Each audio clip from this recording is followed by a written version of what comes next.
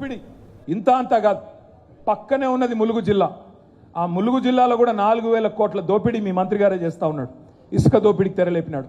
12 కోట్ల క్యూబిక్ మీటర్ల ఇసుక ఇవాళ అక్కడ కూడా గిరిజనుల సొసైటీల పేరిట 12 కోట్ల క్యూబిక్ మీటర్ల కోసం స్కెచ్ చేసింది మీ మంత్రి గారు.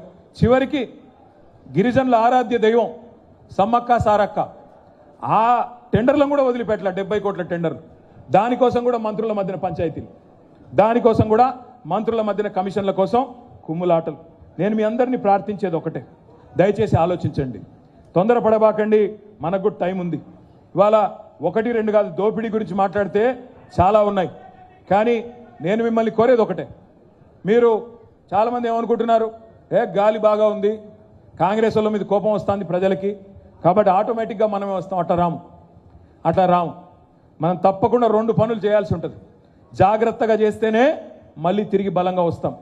ఒకటి, మీ ఉపేందర్ రెడ్డి గారి నాయకత్వంలో తొందరలోనే పాలేరు నియోజకవర్గంలో సభ్యత్వ నమోదు కార్యక్రమం ప్రారంభం కాబోతా ఉన్నది. దానిలో తప్పకుండా మీరందరూ కూడా బూత్ల వారీగా బలమైన క్యాడర్ నిర్మాణం జరగాల, బలమైన కమిటీల నిర్మాణం జరగాల. వాళ్ళందరికీ శిక్షణ కార్యక్రమాలు కూడా సంపూర్ణంగా డీటెయిల్డ్గా నిర్వహించాలా. ఇది నెంబర్ 1. నెంబర్ 2, ఈ ఎస్ఐఆర్ అనే కార్యక్రమం జరగబోతా ఉంది. ఎస్ఐఆర్ మీకు ఈ నెల 25వ తారీఖు నుండి ప్రారంభం కాబోతా ఉన్నది. ఏమిటిది ఎస్ఐఆర్? ఈ ఎస్ఐఆర్ అంటే ఏంటంటే ఆ ఓటర్ లిస్ట్ని జల్లడి పట్టే కార్యక్రమం, వడపోత కార్యక్రమం. ఆ ఓటర్ లిస్టులో ఏమైనా తప్పులు ఉన్నాయా, ఏమైనా చేరికలు కానీ తీసివేతలు కానీ ఉన్నాయా, అది చూసుకునే కార్యక్రమమే ఎస్ఐఆర్.